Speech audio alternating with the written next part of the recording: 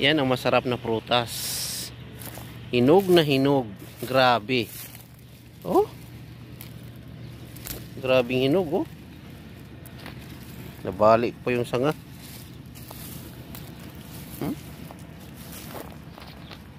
Ang iba nagkakandalaglag na lang. Ayun, oh. Sus, kadami, oh. Naku po. Paano to pagkain ito? Grabe, ang dami, oh. Oh. Anong klase ng mga prutas na to? Prutas pa ba to? Sobrang ano na to? Hindi na yata ito maliliit. Brad?